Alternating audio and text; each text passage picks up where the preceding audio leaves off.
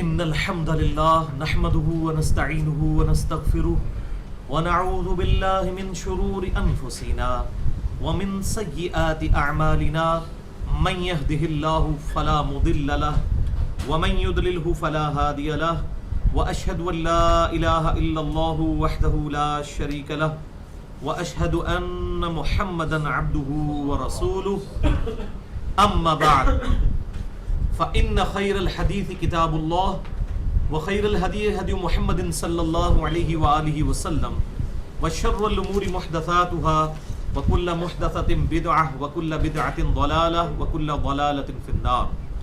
أعوذ بالله السميع العليم من الشيطان الرجيم من همزه ونفخه ونفثه. بسم الله الرحمن الرحيم. رب اشرح لي صدري ويسر لي أمري واحلل عقدة من لساني يفقهوا قولي. بسم اللہ الرحمن الرحیم. ان اللہ وملائکتہ یصلون علی النبی یا ایہا الذین آمنوا صلوا علیہ وسلموا تسلیما. اللہم صل علی محمد وعلی آل محمد کما صلیت علی ابراہیم وعلی آل ابراہیم انک حمید مجید. اللہم بارک علی محمد وعلی آل محمد کما بارکت علی ابراہیم وعلی آل ابراہیم انک حمید مجید. الحمدللہ آج 9 مئی 2015 کو ہفتے کے دن قرآن کلاس نمبر 174 میں ہم انشاءاللہ تعالی سورہ ابراہیم کی آیت نمبر 28 سے شروع کریں گے اور انشاءاللہ آج ہماری سورہ ابراہیم مکمل بھی ہو جائے گی. اعوذ باللہ من الشیطان الرجیم. بسم اللہ الرحمن الرحیم. الم تر الی الذین بدلوا نعمت اللہ کفرا واحلوا قومهم دار البوار. کیا تم نے ان لوگوں کی طرف نہیں دیکھا کہ جنہوں نے اللہ تبارک و تعالی کی نعمت کو بدل دیا ناشکری سے. یعنی اللہ تعالیٰ نے انسان کو یہ ترغیب دلائی کہ وہ شکر گزاری کی روش اختیار کرے، پروفٹس کی اطاعت کرے تاکہ آخرت کی ہمیشہ کی کامیابیاں اس کا مقدر ہوں.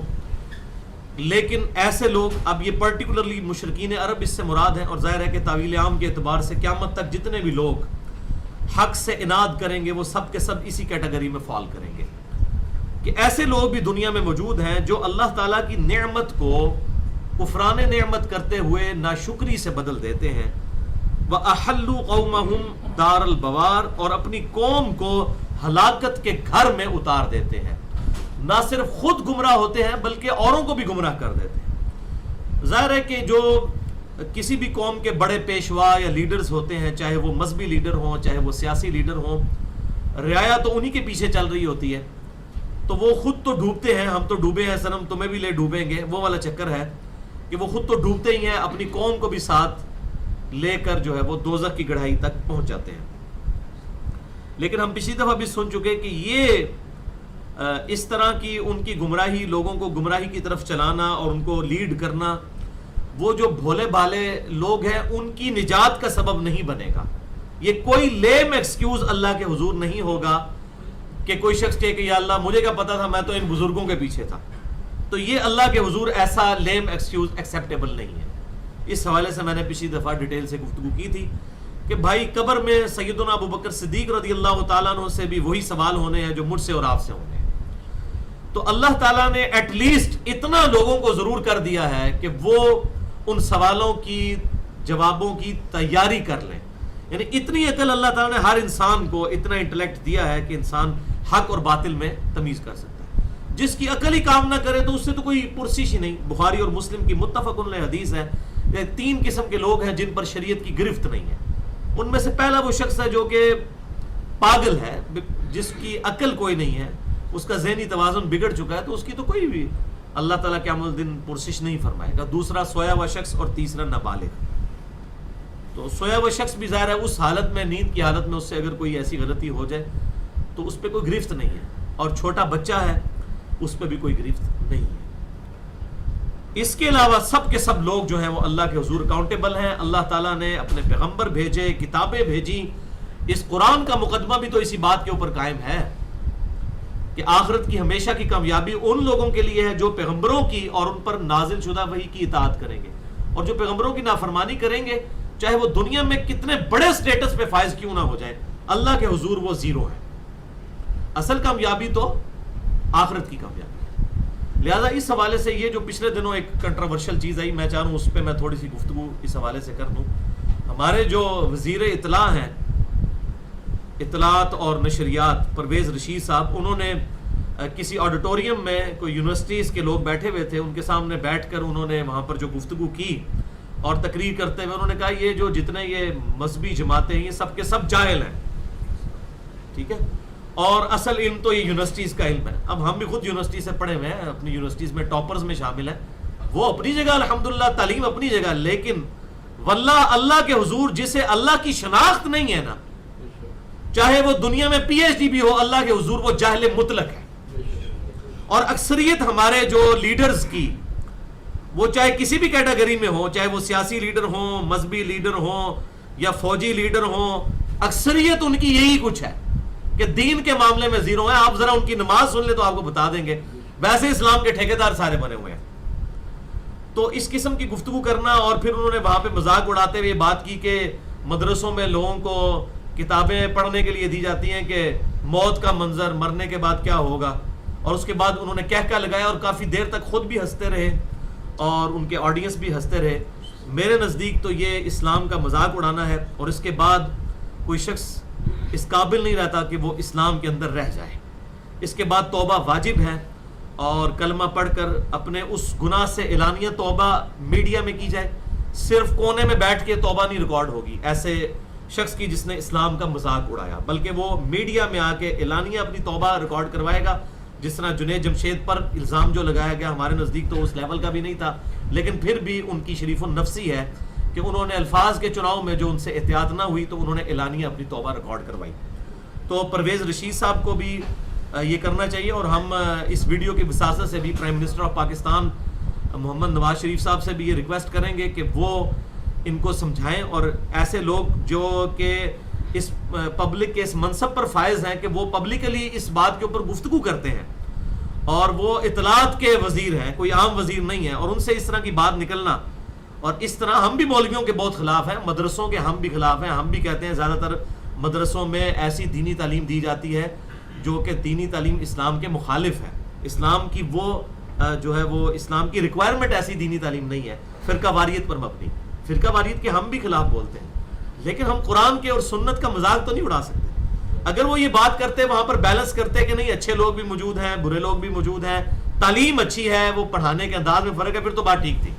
لیکن اس طرح کیٹیگوریکل ڈینائی کر دینا اور ریلیجن کا مذاق اڑانا، تو ایسے شخص کو اپنے اسلام کی فکر کرنی چاہیے اور اسے توبہ کرنی چاہیے۔ اور یہ بات میڈیا میں اب آ چکی ہے، چونکہ اس لیے میں نے اس کے اوپر جو ہے وہ گفتگو بھی کی، اور وہاں پر بھی جو یونیورسٹیز کے اسٹوڈنٹس بیٹھے ہوئے تھے ان لوگوں تک بھی میری بات پہنچے، تو ان سے بھی ریکویسٹ ہے کہ خدا کے لیے ریلیجن کا مذاق نہ اڑائیں۔ ریلیجن آپ کو دنیاوی تعلیم سے نہیں روکتا۔ ہم تو بار بار قرآن کا مقدمہ پیش کرتے ہیں کہ قرآن تو صرف دو ہی علوم کو مانتا ہے، یا ریویلڈ نالج کو، وحی کے علم کو، یا ایکوائرڈ نالج کو۔ The knowledge obtained through observations and experiments is known as science۔ یہ قرآن ہی تو ہے جو توہمات کو الگ کر کے حق کے اوپر بنیاد رکھتا ہے۔ یہ قرآن کی تو دعوت ہے۔ سورہ بنی اسرائیل میں جو 10 کمانڈمنٹس آئی ہیں ان میں سے 9th کمانڈ ہی سورہ بنی اسرائیل کی آیت نمبر 36 یہی ہے، وَلَا تَقْفُ مَا لَيْسَ لَكَ بِهِ عِلْمٌ۔ اے انسان کسی چیز کی پیروی اس وقت تک مت کر جب تک کہ تیرے پاس اس کے بارے میں ڈیفینیٹ علم نہ آ جائے۔ إِنَّ السَّمْعَ وَالْبَصَرَ وَالْفُؤَادَ، یہ عقل جو ہے وہ دماغ بھی ہو سکتا ہے اور دل بھی، یہ دونوں طرف فؤاد کا ترجمہ جا سکتا ہے، عقل۔ کل اولئک کان عنہ مسئولا، بے شک آنکھ، کان اور عقل، چاہے وہ دماغ ہو یا دل ہو، دونوں سوچتے ہیں، اس کے بارے میں تم سے پوچھا جائے گا۔ ان کو حاصل کر کے تم نے حق بات حاصل کرنے کی کوشش کیوں نہیں کی؟ تو اسلام تو ریویلڈ نالج کی بات بھی کرتا ہے، ایکوائرڈ نالج کی بات بھی کرتا ہے۔ یہ تو قرآن ہی ہے نا جس نے یہ دعوت دی کہ وَعَلَّمَ آدَمَ الْأَسْمَاءَ كُلَّهَا، آدم علیہ السلام کو اللہ نے ہر چیز کے نام سکھا دیے۔ یہی تو وہ ایکوائرڈ نالج تھا۔ جب بھی کوئی ڈسکوری ہوتی ہے تو آپ کسی چیز کو جب ڈسکور ہوتے ہیں اس کا سب سے پہلے نام تجویز کرتے ہیں۔ ساری ڈسکوریز اسی بنیاد کے اوپر چل رہی ہیں۔ تو قرآن جو ہے وہ تو الحمدللہ 1000 سے زیادہ آیات اس کی فزیکل فینومینا آف نیچر کے اوپر ہیں، سائنٹیفک فیکٹس کے اوپر ہیں، اور اس کے ذریعے انسانیت کو دعوت دی گئی ہے۔ التذکیر بآلاء اللہ، جسے شاہ ولی اللہ دہلوی نے الفوز الکبیر فی اصول تفسیر میں لکھا ہے، اللہ کی بڑی بڑی قدرت کی نشانیوں کے ساتھ اللہ کی طرف مائل کرنا. تو یہ سب کی سب چیزیں قرآن تو اس کی طرف دعوت دیتا ہے. قرآن ایمبریولوجی کی بات کرتا ہے، قرآن جیولوجی کی بات کرتا ہے، اور اس زمانے میں بات کرتا ہے جبکہ ان لوگوں کو ہوش بھی نہیں تھی. 1960 سے پہلے تک، جب تک کہ الیکٹرانک مائکروسکوپ دریافت نہیں ہوئی تھی، اس وقت تک جو ہے اس بنائی نہیں گئی تھی، ایجاد اس کی نہیں ہوئی تھی، انوینٹ نہیں ہوئی تھی. اس سے پہلے جو ہے ماں کے پیٹ میں کیا بچے کی صورتحال ہے، اس کی کیا سٹیجز ہیں، ایمبریولوجی کی فیلڈ پہ قرآن پاک میں آیات موجود تھی الحمدللہ. تو قرآن حکیم جو ہے وہ کتاب ہدایت ہے، اس میں سائنٹیفک فیکٹس کے اوپر بھی آیات موجود ہیں، فزکس سے ریلیٹڈ بھی، جیولوجی بھی، اسٹرونومی سے ریلیٹڈ بھی، یہ سب کی سب چیزیں موجود ہیں. تو قرآن کب اس دنیاوی تعلیم کا مخالف ہے؟ قرآن تو داعی ہے اس تعلیم کا. اور یہی وجہ ہے کہ سلطنت عباسیہ کے دور کے اندر اسلام ہی نے تو بنیاد رکھی ہے ان جدید سائنٹیفک علوم کی. بعد میں پھر ظاہر ہے کہ کرسچنز نے اسے عروج تک پہنچایا ہے. اسی لیے میں کہتا ہوں کہ science is a common belief of all the humans on the face of earth. Science common مذہب اور بلیف اور یقین ہے تمام دنیا کے انسانوں کا، چاہے وہ جیوز ہوں، کرسچنز ہوں، ہندو ہوں، مسلمز ہوں. یہ کسی کا ٹھیکہ نہیں ہے سائنس، چاہے وہ ایتھیسٹ ہوں. ریلیجن، سب کے سب ریلیجن جو ہیں وہ فزیکل فینومینا آف نیچر کے ذریعے اللہ کی طرف، گاڈ کی طرف لوگوں کو مائل کرتے ہیں. تو یہ سائنس کسی غیر مسلم کا ٹھیکہ نہیں، نہ کسی مسلم کا ٹھیکہ ہے. انیشیلی مسلمانوں نے فتوحات کی، اس حوالے سے کئی ڈسکوریز کی. اس کے بعد کرسچنز نے کی، نیوٹن نے تو ظاہر ہے جس حوالے سے، اور آئنسٹائن نے، ان لوگوں نے اس کو ایک ایپیکس تک پہنچا دیا. تو یہ کسی کا ٹھیکہ نہیں ہے، بلکہ پوری انسانیت اس ایکوائرڈ نالج کو، سائنس کو مانتی ہے. پوری دنیا کے انسان مانتے ہیں کہ پیٹرول سے آگ بھڑک اٹھتی ہے اور پانی پیٹرول جو ہے وہ آگ کو ٹھنڈا کر دیتا ہے. یہ فزیکل فینومینا آف نیچر بالکل اس طریقے سے محکم قانون ہے، اللہ تعالیٰ کا بنایا ہوا محکم قانون، جس طرح قرآن و سنت محکم ہے. تو قرآن تو کہتا ہے ایکوائرڈ نالج اور ریویلڈ نالج کی بات کرتا ہے. تو یہ کس کو، یہ جاہل لوگ جو ہیں وہ ہمارے اس قسم کے وزراء اس قسم کے بیانات دے کے، میں تو سمجھتا ہوں یہ دنیاوی طور پہ بھی جاہل ہیں بیسیکلی، اور ریلیجن کے پوائنٹ آف ویو سے بھی جاہل ہیں. یہ اس قابل ہی نہیں ہے کہ انہیں ایسی پوسٹ کے اوپر فائز کیا جائے، ان کو فوراً اتارا جائے، ان کی پہلے ٹریننگ کروائی جائے کہ ان کو پتا ہو کہ ریلیجن کس چیز کا نام ہے. اور اپنے ان کے لوگوں کے سیاستدانوں کی حالت یہ ہے، ان میں کئی لوگ ہیں جن کو سورہ اخلاص ہی پڑھنا نہیں آتی ہے. نماز تو بڑی دور کی بات ہے، اور آپ نے ٹی وی پہ دیکھ بھی لیا. تو خدا کے لیے آپ ریلیجن کے بارے میں بات کر رہے ہیں، تو میں یہ کہتا ہوں کسی ان پڑھ جاہل آدمی کو تو ریلیجن پہ بات ہی نہیں کرنی چاہیے، چاہے وہ مولوی ہو چاہے وہ نان مولوی ہو. یہ پڑھے لکھے لوگوں کا کام ہے کہ ریلیجن کے اوپر بات کریں، جن کے پاس کوئی علم ہو، دنیاوی علم ہو، دینی علم ہو، دونوں چیزیں بیک وقت ہوں، اور اس کے اوپر بات کریں. تو اس قسم کی باتیں کرنا یہ تو ولیعوذ باللہ تعالیٰ اپنی آخرت برباد کرنے والی بات ہے. تو اللہ تبارک و تعالیٰ نے فرمایا کہ یہ لیڈرز ہیں جو کہ لے جاتے ہیں دوزخ تک. سورہ ابراہیم آیت نمبر 28. الم تر الی الذین بدلوا نعمت اللہ کفرا واحلوا قومهم دار البوار. کیا تم نے ایسے لوگوں کو نہیں دیکھا کہ جن لوگوں نے اللہ تعالیٰ کی دی ہوئی نعمت کو ناشکری سے بدل دیا اور اپنی قوم کو ہلاکت کے گھر پر لا کر چھوڑا. تو اس سے مجھے یہ بات یاد آئی کہ یہ کتنا ظلم ہے کہ ہمارے لیڈرز کی یہ حالت ہو. جہنم تک یصلونہا وبئس القرار، وَلِعَوْذُ بِاللَّهِ تعالیٰ جھونکے جائیں گے اس میں، اور وہ بہت ہی برا ٹھکانہ ہے. وَجَعَلُوا لِلَّهِ أَنْدَادًا، اور انہوں نے اللہ تعالیٰ کے ند ٹھہرا لیے ہیں، اللہ کے مد مقابل ہستیاں ٹھہرا لی ہیں. لِيُضِلُّوا عَنْ سَبِيلِهِ، تاکہ اس کے ذریعے لوگوں کو حق سے بہکا دیں، گمراہ کر دیں. قُلْ تَمَتَّعُوا فَإِنَّ مَصِيرَكُمْ إِلَى النَّارِ، اے محبوب صلی اللہ علیہ وسلم فرما دیجئے کہ تم دنیا کی اس زندگی سے لطف اٹھا لو، پھر الٹیمیٹ تمہارا ٹھکانہ دوزخ ہی ہونے والا ہے. وَلِعَوْذُ بِاللَّهِ تَعَالَى. یہ ند کا لفظ جو ہے یہ بڑا امپورٹنٹ ہے. ند کہتے ہیں کسی کو برابر ٹھہرانا کسی دوسرے کے، برابری کرنا، ایکویلنٹ جسے ہم انگلش میں کہتے ہیں. اور یہی وہ امپورٹنٹ لفظ ہے جو ایک حدیث میں بھی آیا، جو صحیح سند کے ساتھ مسند امام احمد میں بھی موجود ہے، اور امام بخاری کی کتاب الادب المفرد میں بھی موجود ہے، کہ ایک صحابی نے کسی غلط نیت کے ساتھ نہیں، بس جوش میں آتے ہوئے آپ صلی اللہ علیہ وسلم کے سامنے یہ بات کہہ دی، یا رسول اللہ ما شاء اللہ و شئت، اے اللہ کے رسول جو اللہ چاہے اور جو آپ چاہیں۔ تو آپ صلی اللہ علیہ وسلم جلال میں آئے اور آپ نے فرمایا اجعلتنی للہ ندا، یہ وہی الفاظ، کیا تو نے مجھے اللہ کا مد مقابل ٹھہرا لیا ہے؟ قل بل ما شاء اللہ وحدہ، بلکہ کہہ کہ جو اکیلا اللہ چاہے۔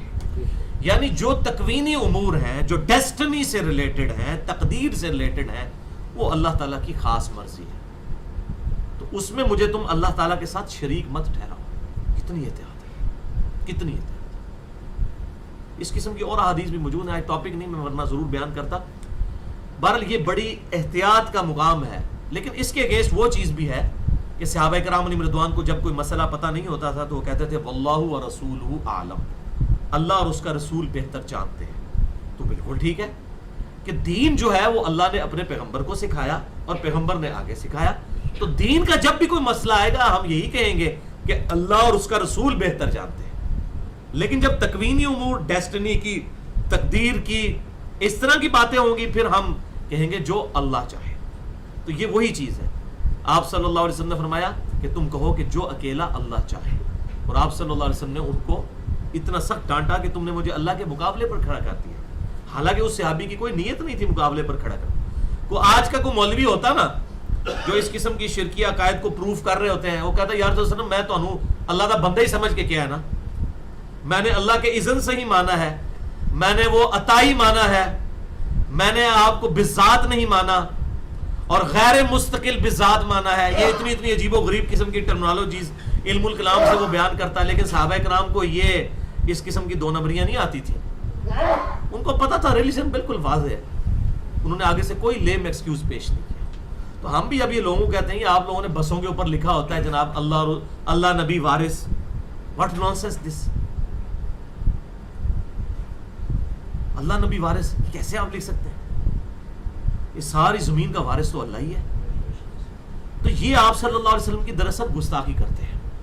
اور سنن ابن ماجہ میں یہ حدیث موجود ہے، سنن ابی داؤد میں موجود ہے، سنن کبری البیہقی میں بھی موجود ہے صحیح سند کے ساتھ، کہ ایک صحابی نے آپ صلی اللہ علیہ وسلم کو سجدہ کیا، تو آپ صلی اللہ علیہ وسلم نے اسے کہا سر اٹھاؤ، یہ کیا کر رہے ہو؟ اس نے کہا جب میں کوفے کے پاس ہیرا نامی ایک شہر میں گیا تھا، میں نے وہاں دیکھا لوگ اپنے سردار کو سجدہ کرتے ہیں، تو میں نے یہ گمان کیا، میں نے یعنی قیاس ہی کیا نا، اسی کے اوپر قیاس کیا۔ اسی لیے ہم کہتے ہیں قیاس اور اجتہاد کرتے ہوئے کتاب و سنت کا بھی خیال کرنا چاہیے۔ قیاس اجتہاد کو ہم بھی مانتے ہیں لیکن کتاب و سنت کے خلاف تو نہ ہو۔ تو انہوں نے کہا وہ اپنے سردار کو کہتے ہیں ہمارے لیے تو آپ ہی سب کچھ ہیں۔ تو آپ صلی اللہ علیہ وسلم نے فرمایا اگر میں سجدہ جائز سمجھتا تو بیویوں کو کہتا کہ اپنے خاوندوں کو سجدہ کریں اس حق کے سبب جو اللہ نے ان کو دیا ہے۔ اچھا یہ آخری حصہ تو سب کو پتا ہے، لیکن پچھلا حصہ کیا ہے وہ نہیں پتا، نہ بتاتے ہیں۔ کیوں؟ انہوں نے تو شعر پڑھنے ہوتے ہیں، عشق دے چلے نمبر لے گئے۔ آج بھی میں ایک گلی سے گزر رہا تھا، وہاں پہ عورتوں کی نعتوں کی آواز نہ وہ پورے محلے میں آ رہی تھی، یعنی کہ عورتوں کی آواز تو اس طرح باہر نکلنی نہیں چاہیے۔ نعت پڑھنا کوئی بری چیز نہیں، نعت کتاب و سنت کے دلائل کی روشنی میں ہو، ہم بھی پڑھتے ہیں خود الحمدللہ، بخاری اور مسلم سے ثابت ہے۔ لیکن اس میں وہ شعر پڑھ رہے تھے عشق دے چلے نمبر لے گئے، عقل والے تھے انجے ہی عمرہ گالیاں۔ تو اسے مجھے یہ چیز یاد ہے، خدا کے لیے عشق دے چلے کہ تو نمبر لے گئے، قرآن تو کہتا ہے چلے نہ کہتے نمبر ہی نہیں لینا۔ قرآن تو کہہ رہا ہے انما یتذکر اولو الالباب، نصیحت تو نہیں حاصل کرتے مگر عقل والے۔ قل هل يستوي الذين يعلمون والذين لا يعلمون، اے محبوب فرما دیجئے کیا علم والے اور بغیر علم والے برابر ہو سکتے ہیں؟ انما یتذکر اولو الالباب، نصیحت تو نہیں حاصل کرتے مگر اہل عقل۔ قرآن تو چیخ چیخ کے یہ بات کر رہا ہے کہ علم جو ہے اس کے مقابلے کی اور کوئی چیز نہیں ہے، علم کی بنیاد پر چلے نہیں عقل والے۔ تو یہ پتہ کیوں اس قسم کے شعر پڑھتے ہیں؟ تاکہ آپ کی عقل ہی ماری جائے، آپ عقل استعمال ہی نہ کریں۔ آپ کے جس طرح ہم جدھر لگے ہوئے ہیں، کوئی بریلوی ہے وہ بریلوی رہے، کوئی دیوبندی ہے کوئی دیوبندی رہے، کوئی اہل حدیث پیدا ہوا اہل حدیث رہے، کوئی شیعہ پیدا ہوا شیعہ ہی رہے، اور کوئی خدا نہ خواستہ اس کی بدقسمتی قادیانیوں کے گھر پیدا ہو گیا تو وہ قادیانی مر جائے، اس کو پتہ ہی نہ لگے کہ ختم نبوت کس چیز کا نام ہے، والعیاذ باللہ تعالی، وہ چلے نہ چلے ہی مر جاوے، بیوقوف دا بیوقوف، تھوڑا تھوڑا آگے ہو جائے، وہ پیچھے جگہ ختم ہو گئی ہے۔ تو یہ مجھے اس سے یاد آیا وَجَعَلُوا لِلَّهِ أَنْدَادًا، انہوں نے اللہ کے مد مقابل ٹھہرا لیے ہیں لیضلوا عن سبیلہ، تاکہ اس کی راہ سے گمراہ کر دیں.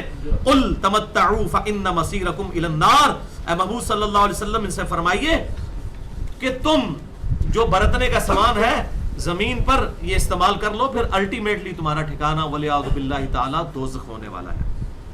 قل لعبادی الذین آمنوا یقیموا الصلاۃ، اے محبوب صلی اللہ علیہ وسلم میرے بندوں سے فرما دیجئے کہ نماز کو قائم رکھیں جو ایمان لائے ہیں. وَيُنْفِقُوا مِمَّا رَزَقْنَاهُمْ سِرًّا وَعَلَانِيَةً، اور جو ہم نے ان کو مال دیا ہمارے مال میں سے جو ہم نے دیا ہے ہماری راہ میں خرچ کریں، سِرًّا وَعَلَانِيَةً، پوشیدہ بھی اور اعلانیہ بھی. پوشیدہ تو سمجھ آتا ہے، بخاری اور مسلم کی متفق علیہ حدیث ہے کہ 7 لوگوں کو اللہ کے عرش کا سایہ نصیب ہوگا اس دن جس دن کوئی اور سایہ نہیں ہوگا.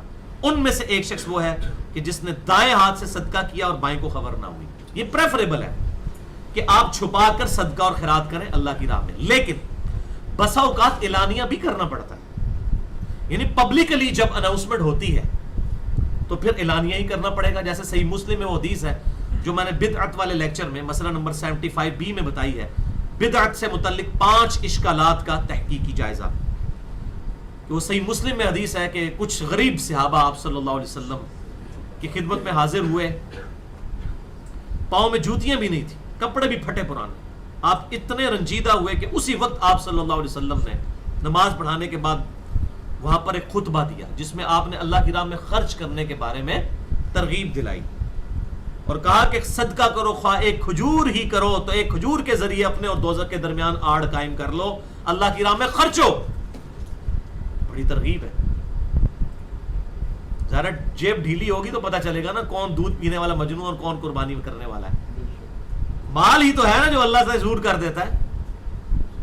اسی لیے جب بھی آپ قرآن حکیم میں دیکھیں سب سے زیادہ جس چیز پر زور ہے نا وہ اللہ کی راہ میں خرچ کرنے میں، مساکین کو کھانا کھلانے.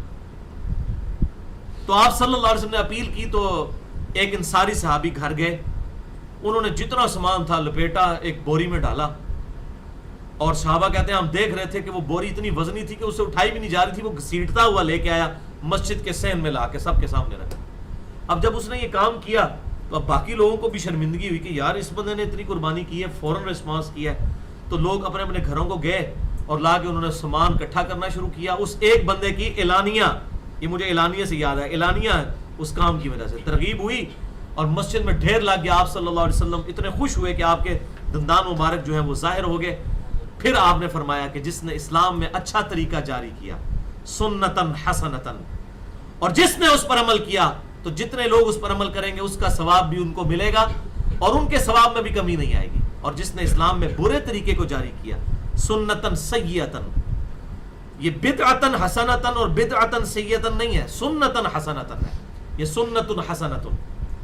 تو جس نے برے طریقے کو جاری کیا تو جتنے لوگ اس پر عمل کریں گے اس کا وبال بھی اس پر ہوگا اور جو کام کرنے والے ہیں ان کے بھی عذاب میں کمی نہیں آئے گی. یہ ہے وہ آخری حصہ پڑھتے ہیں اسلام میں جس نے اچھا طریقہ جاری کیا. اور بھائی یہ اچھا طریقہ نہیں ہے ہو کہ تم بدعتاں بڑھانے رہو اسلام وچ، وہ ہے کہ اسلام کی باؤنڈریز کے اندر جس طرح ہم یہ ویڈیو ریکارڈنگ کر رہے ہیں یہ اسلام میں اچھا طریقہ ہے. ایئر کنڈیشن لگے ہوئے ہیں اچھا طریقہ ہے کہ لوگ سکون کے ساتھ 100 کے قریب لوگ بیٹھے ہوئے ہیں، ورنہ جتنی گرمی ہے بیٹھ سکتا ہے اتنا بندہ؟ قالین بچھا ہوا ہے. ہوائی جہاز میں سفر ہے، کہاں 4 مہینے کے اندر لوگ ذلیل و خوار ہو کر اور رشتہ داروں سے گلے مل کے جاتے تھے، پتہ نہیں راستے میں قافلے بھی لوٹے جاتے تھے، زندہ بھی واپس آنا ہے کہ نہیں. اور کہاں جو ہے وہ آج اسلام آباد سے جدہ کی فلائٹ 4 گھنٹے کی ہے، کدھر 4 مہینے 4. یہ اسلام میں اچھا طریقہ ہے. الیکٹرانک کاؤنٹر اسلام میں اچھا طریقہ ہے. احادیث کے سافٹ ویئرز اسلام میں اچھا طریقہ ہے. قرآن حکیم کو سافٹ ویئرز کی PDF کی فارم میں لے کے آنا یہ اسلام میں اچھا طریقہ ہے. اسلام تو اپنی جگہ موجود ہے نا. یہ قالین یا ایئر کنڈیشن لگانے سے کوئی اسلام تو نہیں بدل گیا نا کہ ہم نیت کرتے ہیں جناب اتنے اس قالین دے تھلے اس پکھے دے سامنے اس ایئر کنڈیشن دے منہ طرف خانہ کعبہ شریف. یہ کوئی نیت کرتا ہے؟ ہمارے دل میں نیت کیا ہوتی ہے؟ اس سے تو کوئی فرق نہیں پڑتا. یہ سب کے سب اچھے طریقے ہیں، یہ بدعتیں نہیں ہیں. بعد جسے ڈیٹیل چاہیے ہو تو 75B دیکھ لیں. تو اعلانیہ کریں یا چھپا کر، من قبل ان یاتی یوم لا بیع فیہ ولا خلال، اس دن سے پہلے کہ جس دن نہ تو کوئی دوستی کام آئے گی اور نہ ہی کوئی فدیہ قبول کیا جائے گا. دنیا میں تو آپ رشوت دے کے چھوڑ سکتے ہیں نا, دنیا میں لوگ چھوٹ جاتے ہیں, لیکن اللہ تعالیٰ کو رشوت دے کے کون چھڑا سکتا ہے؟ یا دوستی یاری کون نبھا سکتا ہے؟ من ذا الذی یشفع عندہ الا بإذنہ, کون ہے جو اللہ کے حضور سفارش کرے مگر اس کے اذن کے ساتھ؟ اللہ کو کون سفارش کس لیے کی جاتی ہے دنیا میں؟ آپ تھانے جائیں گے, آپ کہیں گے اس تھانے دار کو کہ بھائی یہ بڑا شریف آدمی ہے, میں اس کو پرسنلی جانتا ہوں, یہ جو آپ کو بتایا گیا غلط ہے, یہ مجرم نہیں ہے. اللہ تعالیٰ کو کوئی کہہ سکتا ہے یا اللہ تجھے نہیں پتا, تو جڑا بندہ پڑھا ہے نا غلط پڑھ لیا, منو پتا ہے بڑا چنگا بندہ ہے, تو کر سکتا ہے؟ نہیں. اس لیے کہا گیا من ذا الذی یشفع عندہ الا بإذنہ, اللہ اذن دے گا تبھی سفارش کی جائے گی, ورنہ کوئی کسی کی سفارش بھی نہیں قیامت والا دن کر سکے گا. کیوں؟ وہ کس کو سفارش کرے, اس کو تو سب کچھ پتا ہے. تو اللہ تعالیٰ پھر اپنے محبوب صلی اللہ علیہ وسلم کہ اعزاز میں یہ چیز کرے گا. معاف تو اللہ نہیں کرنا ہوتا ہے, مہمان خصوصی آپ صلی اللہ علیہ وسلم ہوں گے قیامت کے دن کے. عسیٰ ان یبعثک ربک مقاما محمودا, اور پھر آپ صلی اللہ علیہ وسلم کے ذریعے اللہ تعالیٰ امت کی شفاعت فرمائے گا, اور پھر اس کے بعد اللہ کے نیک بندے بھی شفاعت کریں گے, لیکن اللہ کے اذن سے. اللہ تعالیٰ ڈیفائن کرے گا اس کی شفاعت ہوگی. تو شفاعت پہ میرا مسئلہ نمبر جو 88B ہے, کمپلیٹ حدیث شفاعت, 1.5 گھنٹے میں نے وہ حدیث بیان کی ہے. اللہ الذی خلق السماوات والارض, اللہ ہی وہ ہے کہ جس نے پیدا کیا آسمانوں کو اور زمین کو. وانزل من السماء ماء, اور اس نے نازل کیا آسمان سے پانی. فاخرج به من الثمرات رزقا لکم, اور پھر اس پانی کے ذریعے زمین سے کئی طرح کے پھل نکالے تمہارے رزق کے لیے. اللہ اکبر, یہ ساری زمین سے ہی خوراک آ رہی ہے نا جی. ایون آپ جو گوشت کھا رہے ہیں یہ بھی زمین سے آ رہا ہے. وہ جو بکری ہے اس نے بھی تو زمین کی خوراک سے ہی پروان چڑھی ہے. پوری کی پوری انسانیت ہو یا جتنے بھی لیونگ بینگز ہوں آن دا فیس آف ارتھ, سب کی خوراک جو ہے وہ زمین سے. اس زمین پہ 1 اسکوائر انچ بھی ایسا نہیں جہاں پر کوئی زندہ مخلوق نہ ہو. ایون یہ ہماری سکن کے اوپر بھی ہزاروں بیکٹیریاز ہیں جو یہاں سے خوراک حاصل کر رہے ہیں, ہمیں نہیں نظر آ رہا. میدے میں بیکٹیریاز ہیں جن کی وجہ سے ہمارا پیٹ کا کھانا ہضم ہوتا ہے. میدا کس طرح کھانا ہضم کرتا ہے؟ وہ بیکٹیریاز موجود ہیں. ہمارے منہ کے اندر بیکٹیریاز موجود ہیں. اس لیے وہ ماؤتھ واش والے بھی کہتے ہیں نہیں زیادہ نہیں استعمال کرنا, جو افیکٹو بیکٹیریاز ہیں وہ مر جائیں گے تو آپ کا منہ خراب ہونا شروع ہو جائے گا. یعنی بیکٹیریاز جیسے وہ جنوں میں بھی شریر جن ہوتے ہیں اور اچھے جن ہوتے ہیں, انسانوں میں بھی شریر اور بیکٹیریاز میں بھی اچھے بیکٹیریاز بھی ہیں, برے بیکٹیریاز بھی ہیں. یہ بیکٹیریل افیکٹ ہی ہوتا ہے نا جو دودھ دہی میں بدل جاتا ہے. تو یہ اللہ تبارک تعالیٰ نے ایسا سسٹم ان کے رزق کا بندوبست کیا ہے اللہ تعالیٰ نے. اور رزق کے حوالے سے مسئلہ 103 سن لیں, اس میں نے بڑی ڈیٹیل کے ساتھ کہ اللہ تعالیٰ نے پوٹینشلی اس زمین میں ہر لیونگ بینگ کا رزق رکھ دیا. وَسَخَّرَ لَكُمُ الْفُلْكَ, اور اس نے ہی مسخر کر دیا ہے تمہارے لیے کشتی کو, کام میں لگا دیا. مسخر کا معنی 2 ہوتے ہیں, ایک تو ہے کہ آپ کے اپنے اختیار میں آ جائے, وہ بھی ہے کشتی کے کیس میں. دوسرا یہ کہ فزیکل فینومینا آف نیچر اس چیز کو سپورٹ کرے, جو آپ کر رہے ہیں اس کو physical phenomena of nature support کر رہے ہیں. مثلا اگر یہ قوت اچھال نہ ہو پانی میں, جو ارشمیدس پرنسپل ہے کہ کسی بھی فلوٹنگ باڈی کے اوپر قوت اچھال کی جو قوت ہے, بوئنسی کی فورس آف بوئنسی, وہ اتنی ہی ہوتی ہے جتنا کہ اس کا وزن پانی کے وزن کو ڈسپلیس کرتا ہے. اسی کی وجہ سے یہ آپ کے بحری جہاز بھی چلتے ہیں سمندروں کے اندر. سوئی ڈالیں وہ ڈوب جائے گی کیونکہ سوئی کا والیوم تھوڑا ہوتا ہے, وہ اتنا پانی ڈسپلیس نہیں کر پاتی کہ جس کی وجہ سے وہ سپورٹیو ہو سکے. لیکن بحری جہاز کا والیوم بہت زیادہ ہوتا ہے, یعنی بہت پھیلاؤ ہوتا ہے اس کا, تو وہ اس کے اگینسٹ اتنا پانی ڈسپلیس ہو جاتا ہے کہ اتنا پانی اس کو فورس کی وجہ سے اڑاتا ہے. ہوائی جہاز بھی دیکھیں ہم بوئنسی کی وجہ سے اڑ رہے ہیں. تو یہ اللہ تعالیٰ نے مسخر کیا نا. اگر قوت اچھال نہ ہو ہوا میں یا پانی میں تو یہ ہماری ساری کی ساری سائنٹیفک ڈسکوریز جو ہیں اور یہ انوینشنز جو ہیں سب کے سب کولیپس کر جائیں. تو اللہ نے یہ کشتی کو مسخر کیا ہے. اور آج تو دنیا مان رہی ہے کہ سی فوڈ جو ہے یہ تو اتنا بڑا خزانہ ہے کہ زمین پہ اگر ختم بھی ہو جائے, سمندروں میں اتنا کھانے کے لیے چیزیں موجود ہیں کہ انسانیت بھوکی نہیں مر سکتی. یہ سی فوڈ اب تو, اور صحت کے لیے کتنا اچھا ہے. کہتے ہیں سی فوڈ استعمال کریں, وائٹ میٹ استعمال کریں صحت کے لیے. یہ ہمارا جو ریڈ میٹ ہے, بکری ہوگی یا یہ گائے ہوگی, اس سے تو بہت بہتر ہے وہ وائٹ میٹ, فش جو ہے. تو اللہ تعالیٰ نے مسخر کیا ہے. لِتَجْرِيَ فِي الْبَحْرِ بِأَمْرِهِ، تاکہ وہ سمندر میں چلے ہمارے حکم سے. اور بھائی یہ سائنس ہی آپ کو بتائے گی نا کہ یہ ہمارے حکم سے کیسے چل رہی ہے. ہماری پیچھے سے وہ سب کے سب چیزیں جو فزیکل فینومینا آف نیچر ہیں ان کو کنٹرول تو اللہ نے کیا ہوا ہے نا. تو یہ اللہ کے حکم سے کشتی چل رہی ہے. اور لوگ مذاق اڑاتے ہیں جناب. وہ مجھے کوئی بتا رہا تھا کہ جی وہ جہاز میں بیٹھا ہوا ایک شخص, وہ کہتا ہے جی میں نے اپنے پڑوسی سے پوچھا اس جہاز کو کون اڑا رہا ہے؟ اس نے کہا اللہ اڑا رہا ہے. کہتے ہیں لوگ اتنے بیوقوف ہیں ان کو پتہ ہی نہیں کہ پائلٹ اڑا رہا ہے. اور بھائی پائلٹ تو ایک ظاہری سبب ہے, یہ تو اللہ ہی اڑا رہا ہے نا. ایک جو ہے وہ ہوائی بگولا آئے, ٹورنیڈو آئے, تو وہ جہاز پڑا گیا. زمین سے بھی اتنے بڑے مکان اکھڑ جاتے ہیں. اگر وہ ایئر پاکٹس آتی ہیں, آپ جہاز میں سفر کے دوران اگر آپ یہ چائنا کی طرف مجھے اتفاق ہوا ہے 2004 میں سفر کرنے کا, تو بسا اوقات راستے میں ایسی ایئر پاکٹس آتی ہیں, ان کو ایئر پاکٹس کہتے ہیں. اچانک جہاز نیچے آتا ہے کیونکہ اس کے نیچے ایئر ختم ہو جاتی ہے, ویکیوم ہوتی ہے, تو جہاز ایک دم جو ہے وہ اپنی بلندی لوز کرتا ہے. اگر یہی معاملہ ہو جائے وہ مکمل ایئر پاکٹ ہو تو سیدھے جہاز نیچے آ جانا. پائلٹ تو اڑا کے دسے نا پھر جہاز. بھائی اللہ ہی اڑا رہا ہے. اللہ کا امر کن پیچھے ہے جو یہ سب کے سب فزیکل فینومینا آف نیچرز کو اتنا محکم بنایا ہے کہ یہ بدلتے بھی نہیں ہیں. ورنہ یقین کریں آپ کی سائنس کی چیزیں پاسبل نہیں تھی. اگر گاڑی کے ٹائر اور سڑک کے درمیان فرکشن نہ ہو تو گاڑی چل ہی نہیں سکتی. آپ نے منظر یہ دیکھنا ہے نا, جن ملکوں میں برف باری ہوتی ہے وہاں پہ جب وہ گاڑیاں چل رہی ہوتی ہیں کس طرح وہ جھوم رہی ہوتی ہیں جیسے کوئی نشہ آور قسم کے لوگ جو ہیں وہ پوٹری چرسی قسم کے, ادھر جا کے کوئی گاڑی لگ رہی ہے ادھر لگ رہی ہے, کیونکہ فرکشن کم ہو جاتی ہے. تو آپ اگر مجھے بتائیں آپ یہ سڑک پہ آپ کروڑوں روپے کی سڑک بنائیں, صبح اٹھے تو آپ کو پتا چلے فرکشن ختم ہو گئی ہے, تو سڑک تو اڑی پئی رہے گی نا. فزیکل فینومینا آف نیچر ختم ہو گیا سب. تو یہ محکم قوانین ہے اللہ تعالیٰ کے جس کی وجہ سے اللہ نے ان کو مسخر کیا ہے اور ان کو کام میں لگا دیا. سورج, اس کی وجہ سے سب کچھ پاسبل ہے نا. زمین پہ موسموں کا بدلنا, ہواؤں کا چلنا, بارش کا آنا, سب کچھ سورج کی وجہ سے. اور سورج کو اللہ نے کنٹرول کیا ہوا. اگر سورج کا کنٹرول ختم ہو جائے تو زمین جو ہے وہ ختم ہو جائے گی. سورج کا زمین سے فاصلہ تھوڑا سا زیادہ ہو جائے تو سب کے سب لوگ سردی سے مر جائیں, تھوڑا سا کم ہو جائے سب کے سب لوگ گرمی سے مر جائیں. 14 کروڑ میل تقریباً فاصلہ ہے, اس کو مینٹین کیا. اس کو فائن ٹیوننگ کہتے ہیں سائنٹسٹ. اس پہ میرا lecture who is Allah in the light of latest scientific facts مسئلہ نمبر 60, اللہ کون ہے جدید سائنسی حقائق کی روشنی میں, اس میں میں نے یہ چیزیں بیان کی ہیں. یہ فائن ٹیوننگز اللہ تعالیٰ نے کی ہوئی ہیں. یہ ہم جو سانس لے رہے ہیں مفت میں, اس میں آکسیجن اور نائٹروجن کی مقدار ڈسٹرب ہو جائے تو ہمارا سانس اکھڑ جائے تو انسان زندہ ہی نہیں رہ سکتا. یہ سب کی سب چیزیں اللہ نے کام میں لگا دی ہیں.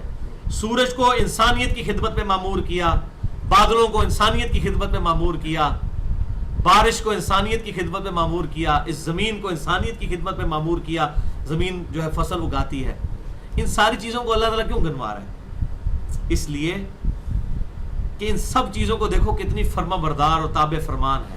تم بھی میرے فرما بردار بن جاؤ. میں نے یہ ساری چیزیں تمہارے لیے پیدا کی اور تمہیں میں نے اپنے لیے پیدا کیا. اور یہی وہ مقدمہ ہے جو سورۃ البقرہ کے پہلے 4 رکوع, میں نے کہا تھا کہ سورۃ البقرہ کے جو پہلے 4 رکوع ہیں نا وہ پورے کے پورے قرآن کی دعوت کا خلاصہ ہے. اور اس میں بھی اللہ تعالیٰ نے یہی بات ارشاد فرمائی. یہ پیج نمبر 5 نکال لیں اپنے بلو قرآن کا, پیج نمبر 5 نمبر پیج, اس پہ وہ سورۃ البقرہ کی آیت ہے, آیت نمبر 22. یہ آدھے پیج سے تھوڑا سا نیچے جا کے,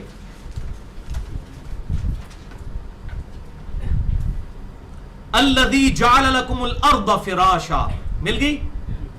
وہی اللہ ہے جس نے زمین کو تمہارے لیے بچھونا بنایا, والسماء بناء, اور آسمان کو ایک چھت بنایا, وانزل من السماء ماء, اور آسمان سے پانی کو نازل فرمایا, فاخرج به من الثمرات رزقا لکم, وہی آیت آئی جو سورہ ابراہیم میں, اور اس سے کئی طرح کے پھل اگائے تمہارے لیے رزق. کیوں؟ فلا تجعلوا للہ اندادا وانتم تعلمون, دیکھنا اللہ کے ساتھ کسی کو برابر نہ ٹھہرا لینا جبکہ تم جانتے تو ہو کہ یہ کام کوئی نہیں کر سکتا. جن ہستیوں کو تم نے اللہ کے مقابلے پر ٹھہرا لیا ہے ان میں سے کوئی بھی یہ کام نہیں کر سکتا. اگر بارش آسمان برسانا چھوڑ دے, زمین و آسمان کی ساری مخلوقات مل کر بارش نہیں برسا سکتی. اگر زمین کی یہ کیپیبلٹی اللہ تعالیٰ چھین لے, زمین و آسمان کی ساری مخلوقات مل کر اس زمین میں سے گندم نہیں اگا سکتی. تو اللہ تعالیٰ نے اس کا اینڈ رزلٹ بنایا فلا تجعلوا مت ٹھہرانا اللہ کے ند کسی کو. یہ ہے یہ ساری چیزیں. تو یہاں پر بھی امپلائڈ ہے, اس آیت کو اس سے جوڑ لیں, وہی الفاظ آئے ہیں یہاں پر. فاخرج به من الثمرات رزقا لكم وسخر لكم الفلك لتجري في البحر بامره وسخر لكم الانهار. اسی نے دریاؤں کو مسخر کر دیا تمہارے لیے. یہ دریا مسخر ہے نا تو تبھی ڈیم بنتے ہیں اور ہم بجلی میں بیٹھے ہوئے ادھر. اللہ تعالیٰ نے کیسے کیسے معاملات فرمائے. وسخر لكم الشمس والقمر, اور اس نے چاند اور سورج کو بھی تمہارے کام میں لگا دیا ہے. دائبین, برابر چل رہے ہیں, کوئی نافرمانی نہیں کرتا. کبھی ہمارے آباء و اجداد میں بات نہیں رپورٹ ہوئی کہ سورج نے کبھی نکلنے سے انکار کر دیا ہو ود رسپیکٹ ٹو زمین. ویسے تو وہ نکلتا اور غروب نہیں ہوتا, ود رسپیکٹ ٹو زمین. سب کو اللہ نے کام میں لگایا ہے. اور کوئی چھوٹی بلا ہے, زمین سے 13 لاکھ گنا بڑا ہے, اور ہر سیکنڈ میں 1 کروڑ اٹامک بم کے برابر انرجی اس میں سے ریلیز ہو رہی ہے. یہ ایک سورج ہے بھائی, ایک. اس ملکی وے کا, ہماری گلیکسی ملکی وے جس کا نام ہے, اس کا ایک سٹار ہے یہ. اس طرح کے 300 ارب سٹارز ہماری اس گلیکسی میں موجود ہیں, سورج جیسے, اور یہ ایک گلیکسی. پھر اس طرح کی 250 ارب گلیکسیز, 250 بلین گلیکسیز موجود ہیں. یہ ساری کی ساری کائنات اللہ تعالیٰ نے لگا دی ہے. وَسَخَّرَ لَكُمُ اللَّيْلَ وَالنَّهَارَ, اسی نے مسخر کر دیا ہے رات کو اور دن کو بھی. رات میں انسان آرام کرتا ہے, دن میں کام کرتا ہے. آپ دیکھیں انسان کتنا لاچار ہے کہ چند گھنٹوں کے بعد نیند کے بغیر اس کا گزارا نہیں ہے. آپ نے کبھی غور ہی نہیں کیا. ہمیں تو پیشاب اور یہ چیزیں اپنی حاجت معلوم ہوتی ہیں نا, نیند کتنی بڑی حاجت ہے. بغیر سوئے ہوئے آپ مسلسل کتنے گھنٹے تک کام کر سکتے ہیں. کتنا انسان محتاج ہے. اسی لیے تو اللہ تعالیٰ نے کوئی چھوٹی بات نہیں گنوائی, لا تأخذہ سنۃ ولا نوم. اللہ کو نہ اونگ آتی ہے نہ نیند. اب یہ کہنے کو بڑی چھوٹی سی بات ہے, لیکن واللہ اس کو سمجھیں کہ یہ کتنی بڑی کوالٹی ہے اس ہستی کی. انسان بڑے سے بڑا انٹلیکچوئل ہو, نیند کے بغیر گزارا نہیں کر سکتا. چاہے کوئی پیغمبر ہو, چاہے کوئی جو ہے وہ بڑے سے بڑا بزرگ ہو, نیند کے وہ محتاج ہے. لا تأخذہ سنۃ ولا نوم. اسی نے رات اور دن کو مسخر کیا. وآتاکم من کل ما سألتموہ, اور تمہیں ہر وہ چیز عطا کی جو تم مانگتے ہو. یعنی مانگتے سے مراد تمہارا جسم جو جو چاہتا ہے نا, اللہ تعالیٰ نے پوٹینشلی تمام کا تمام رزق رکھ دیا. سانس اللہ نے رکھ دیے, پانی کا بندوبست کیا, سب کچھ, ورنہ تو انسانیت مر جائے اگر یہ چیزیں نہ ہو. اللہ فرماتا ہے ہم نے بلٹ ان رکھ دی چیزیں. وَإِن تَعُدُّوا نِعْمَةَ اللَّهِ لَا تَحْصُوهَا, اگر تم اللہ کی نعمتوں کو گننا شروع کر دو تو کبھی ان کو شمار بھی نہ کر سکو گے. یہ تو آج سائنٹیفک فیلڈ کی ترقی کی برکت سے ہمیں پتا چلا کہ اللہ کی کتنی کتنی نعمتیں ہیں. ورنہ پرانے لوگوں کا تو ایمان غیب کے اوپر تھا نا, کئی چیزوں پہ. لیکن آج جس طرح چیزیں کھل کے سامنے آئی ہیں, انسان سوچ بھی نہیں سکتا. 25 دفعہ ڈیلائسس کرتے ہیں ہمارے گردے روزانہ. ایک ڈیلائسس کی قیمت 7 سے 10 ہزار روپے ہے. 2-2.5 لاکھ روپے کا کام مفت کرتے ہیں ہمارے گردے. کتنی عزت کے ساتھ, مشین پہ بھی نہیں چڑھنا پڑتا. یہ ڈسٹرب ہو جائے تو ہمارا کیا بنے. 12,000 دفعہ ہماری آنکھیں ہماری مرضی کے بغیر جھپکتی ہیں. خود ہمیں یہ دن میں 1200 دفعہ بھی ایسے کرنا پڑے تو لگ پتا جائے. ہمارا دل روزانہ 1 لاکھ دفعہ دھڑکتا ہے, 1 لاکھ دفعہ ہماری مرضی کے بغیر. اور 10,000 لیٹر خون پمپ کرتا ہے ہمارے جسم کی ان نسوں میں جن کی لینتھ 1 لاکھ کلومیٹر ہے ہر انسان میں. 2.5 چکر زمین کے سرکمفرنس کے لگ سکتے ہیں اگر ایک انسان کی نسیں جوڑی جائیں. ان تمام نسوں تک, یہ تو نسوں تک خون, پھر ان کے ذریعے خلیوں تک, جن کی تعداد 100 ٹریلین سیلز, اور 1 ٹریلین 1000 ارب کے برابر ہوتا ہے. اور سائنٹسٹ کہتے ہیں کہ اگر انگلینڈ جیسے 30 ملک ہوں اور 30 کے 30 ملکوں میں صرف درخت ہی اگے ہوئے ہوں, ان کے جتنے پتے بنیں گے نا وہ 100 ٹریلین فگر بنتا ہے. ایک انسان کے جسم میں اتنے خلی ہیں, ہم تو گن نہیں سکتے ان کو. 1 ارب گننے کے لیے 28 سے 30 سال لگ جاتے ہیں. 24 گھنٹے اگر 1 2 3 4 آپ گنتے رہیں, گھر جا کے حساب کر لیں. تو یہ 1 ارب نہیں, 100 ارب بھی نہیں, 1000 ارب بھی نہیں, 100,000 ارب یہ ہیں ہمارے سیلز. تو یہ سب کی سب چیزیں، یہ تو وہ چیزیں وَإِن تَعُدُّوا نِعْمَةَ اللَّهِ لَا تُحْصُوهَا، اگر تم اللہ کی نعمتوں کو شمار کرنا چاہو تو گن بھی نہ سکو. ان الانسان لظلوم کفار، بے شک انسان جو ہے وہ حد سے بڑھنے والا اور بڑا ناشکرا ہے، وہ قدر نہیں کرتا اللہ کی نعمتوں کی. ہونا تو یہ چاہیے تھا آنکھیں اس نے دی ہیں تو آنکھیں اللہ کی اطاعت میں اترے،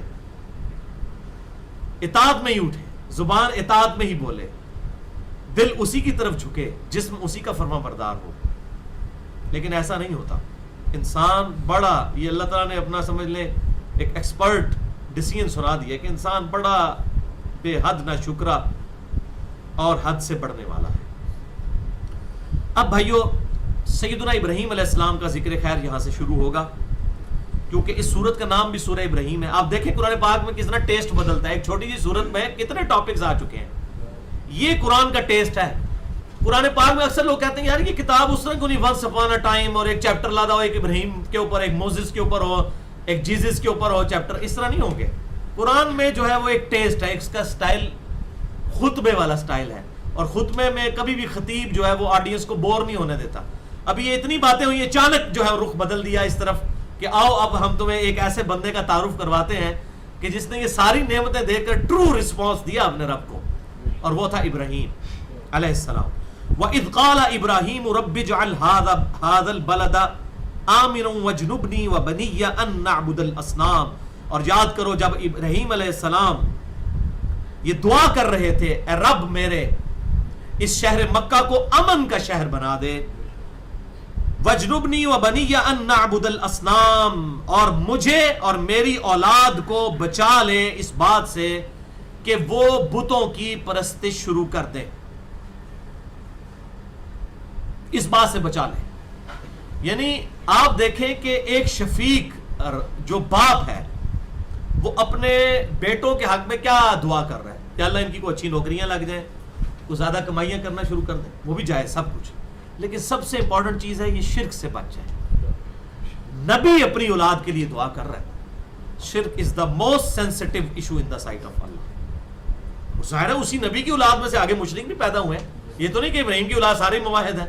مشرکین عرب جو تھے کون تھے؟ ابراہیمی تھے، بنو اسماعیل سے تھے نا. تو دعا کر رہے تھے اللہ میری دعا ہے. لیکن ظاہر ہے کہ سب کے سب لوگ تو نہیں اس طرح ہو سکتے نا، یہ تو اللہ تبارک و تعالیٰ کا ڈیوائن ڈیسیژن ہے. بہرحال انہوں نے ضرور دعا کی کہ یا اللہ اس شہر مکہ کو امن کا شہر بنا اور بچا لے مجھے بھی اور میری اولاد کو بھی ان نعبد الاصنام، کہ ہم بتوں کی پوجا کرنا شروع کر دیں. ربی انہن اضللن کثیرا من الناس، اے میرے رب ان بتوں نے تو اکثر لوگوں کو گمراہ کر دیا. مراد یہ نہیں کہ بت گمراہ کرتے ہیں، مراد یہ ہے کہ یہ وہ پرستش کا سٹائل ہے کہ جس میں اکثر لوگ گمراہ ہو چکے ہیں. اور آپ اپنے پڑوسی ملک انڈیا میں دیکھ لیں، یعنی امریکہ کے بعد سب سے زیادہ پی ایچ ڈیز جو ہیں وہ انڈیا پروڈیوس کر رہا ہے، لیکن پی ایچ ڈیز ہیں وہ بتوں کے آگے جھکے ہوئے ہیں. یعنی اس پڑھے لکھے دور میں بھی لوگوں کی عقل نہیں کام کرتی کہ وہ بت، وہ پتھر جس کو آپ اپنے ہاتھ سے تراشتے ہیں، وہ کیسے آپ کا معبود ہو سکتا ہے. تو اکثر لوگ گمراہ ہو گئے. فمن تبعنی فانہ منی، تو جو میری اتباع کرے یعنی میرے پیچھے چلے وہ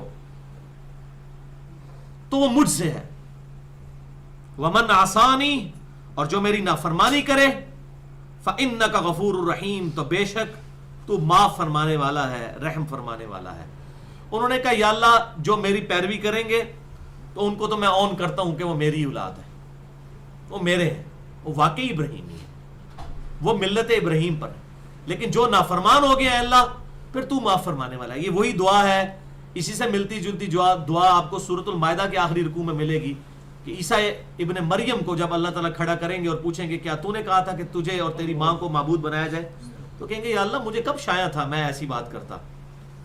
اگر بالفرض میں نے کوئی ایسی بات کی ہوگی تو تیرے علم میں ہوگی، جو تیرے دل میں ہے وہ میں نہیں جانتا، جو میرے دل میں ہو تو جانتا ہے.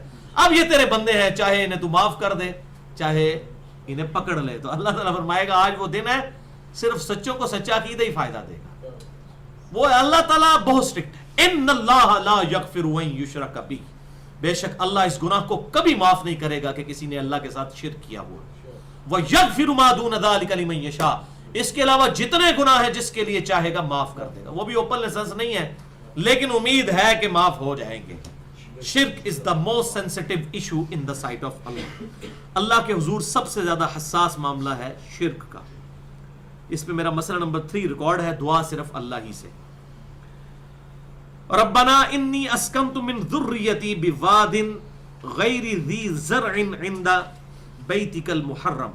اے رب ہمارے، میں نے بسا دیا ہے اپنی اولاد کو اس بستی میں جو غیر ذی زرع ہے، جہاں پر کوئی چیز، کوئی اناج اگتا ہی نہیں ہے، بالکل ریگستانی اجاڑ قسم کی زمین ہے، لیکن نسبت تیری تھی.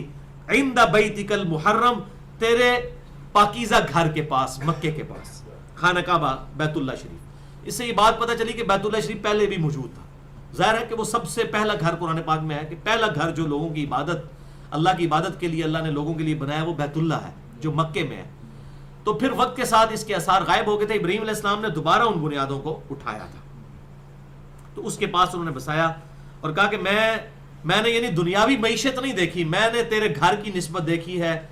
اپنے بچے اسماعیل کو اور اپنی بیوی کو ہاجرہ کو یہاں پر ہاجر کو چھوڑ کے جا رہا ہوں. ربنا لیقیموا الصلاۃ، اور میری نیت یہ ہے کہ یا اللہ یہ نماز پڑھیں، نماز کو قائم کریں. فجعل افئدۃ من الناس، تو اب پس تو بھی لوگوں کے دلوں کو، لوگوں کی عقلوں کو پھیر دے، یعنی اس طرف پھیر دے، تو مکے کی طرف لوگوں کا شغف ہو جائے. تہوی الیہم، کہ وہ اس کی طرف مائل ہوں. دیکھیں آج تک مائل ہیں الحمدللہ. اور پھر ہمارے محبوب صلی اللہ علیہ وسلم کی دعا کی برکت سے جب یہ قبلہ بن گیا تو اس کے بعد سے تو 4 چاند لگ گئے، ورنہ اس سے پہلے تو خانہ کعبہ کی وہ حیثیت نہیں تھی. وَارْزُقْهُم مِّنَ الثَّمَرَاتِ لَعَلَّهُمْ يَشْكُرُونَ، اور انہیں رزق عطا فرما ہر طرح کا تاکہ یہ تیرا شکر ادا کرے. اور دیکھ لیں وہاں پر رزق سوائے کھجور کے کوئی اگتا نہیں ہے، لیکن دنیا کا ہر رزق آپ کو وہاں پہ مل جاتا ہے. پوری دنیا سے رزق وہاں پہ جمع ہو رہا ہے. یہ پیغمبر کی دعا کی برکت. ربنا انک تعلم ما نخفی وما نعلن، اے اللہ تو جانتا ہے جو ہم اپنے دل میں چھپائے ہوئے ہوں یا ظاہر کیے ہوئے ہوں. وما یخفی علی اللہ من شیء، اور اللہ پر کوئی بھی شے مخفی نہیں ہے. فی الارض ولا فی السماء، نہ تو زمین میں اور نہ ہی آسمان میں. اللہ پر کوئی چیز پوشیدہ نہیں، ہر چیز اللہ کے علم میں، ٹائنیسٹ ڈیٹیل تک. سورۃ الانعام میں آیا کہ نہ تو خشکیوں میں اور نہ سمندروں کی گہرائیوں میں کوئی پتا نہیں گرتا مگر ہمارے علم سے. ایک ایک پتا بھائی، ایک ایک پتا. یہ جب تک تصور نہیں ہوگا نا اس وقت تک انسان کا قبلہ درست نہیں ہوگا. ایک پتا بھی اللہ کے علم سے گر رہا ہے. تو انسان جو اللہ تعالیٰ کی کریشن کا کلائمیکس ہے وہ اللہ کی نظر سے اوجھل ہے. اس کی ایک ایک دل پر خیال آتا ہے جو انہ علیم بذات الصدور، بے شک اللہ تعالیٰ ہر انسان کے دل کے چھپے ہوئے رازوں کو بھی جانتا ہے. یقین کریں کیا سپریم بینگ ہے، عقل دنگ رہ جاتی. میں کبھی سوچتا ہوں کیا کوالٹیز ہیں، انسان تو امیجن نہیں کر سکتا اس کوالٹی کو. یعنی میرے سامنے 10 بندے بیک وقت بولنا شروع کرے تو مجھے ایک کی بات بھی سمجھ نہ آئے. اور یہ تو صرف انسان ہے اربوں کی تعداد کے اندر، اور مخلوقات کتنی ہے. اور اللہ تعالیٰ ہمارے ہر ٹائنیز ڈیٹیل، چاہے سمندروں میں ہو چاہے وہ خشکیوں میں ہو، کہیں پر بھی ہو، اللہ تعالیٰ سے کوئی چیز پوشیدہ نہیں. اچھا اس کا ہمارے پاس پروف تو کوئی نہیں کہ ہم کسی کو دکھا سکے کہ اللہ تعالیٰ نے کیسے ڈیٹا سٹور کیا ہے. لیکن ایک بات میں آپ کو بتاؤں کہ جو چیزیں اس وقت ہماری آبزرویشن میں آئی ہیں نا وہ اتنی سٹرونگ ہیں کہ ان کی بنیاد پہ ان چیزوں کو سمجھا جا سکتا ہے. مثلا یہ ویڈیو کیمرہ آپ دیکھ لیں، آج اتنا میموری کارڈ جو ہے وہ 500 GB کا آ گیا جس پہ آپ پتہ نہیں کیا کچھ سٹور کر سکتے ہیں. یہ تو انسان کی بنائی ہوئی چیز ہے، اس مٹیریل سے بنائی ہوئی. یہ روحانی بات نہیں ہو رہی ہے، مٹیریل کی بنائی ہوئی چیز ہے. ایک موبائل فون سے آپ ہزاروں کلومیٹر دور بات کر سکتے ہیں الیکٹرو میگنیٹک ویوز کے ذریعے. یہ باتیں بھی آج سے 100-150 سال پہلے کے انسان کو بتائی جاتی ہیں. اس کے لیے علم غیب بھی چاہیے.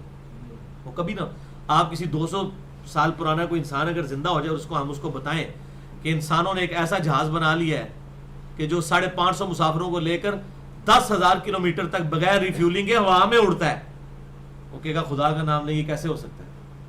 تو بندہ اکیلا نہیں اڑ سکتا تو یہ 550 کس طرح بنا لیا.